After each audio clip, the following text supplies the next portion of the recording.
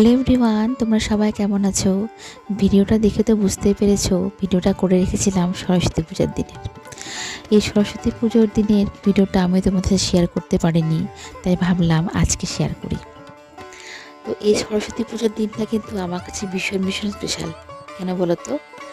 এই সরস্বতী পুজোটা হচ্ছে এই বাড়ির প্রথম পুজো, আর আমার পাপানের হাতে খড়ি। আর একটা স্পেশাল আছে, সেটা আমি একটু পরে বলবো। তারপরে পুজো সব সেরে আমি খিচুড়ি আর ঘন্ট করে ফেলেছিলাম। আমি ভেবেছিলাম আজকে সরস্বতী পুজো যেহেতু, দিনের বেলায় একটু খিচুড়ি আর বাঁধাকপির ঘন্টটাই করি, সবাই মিলে খাবো।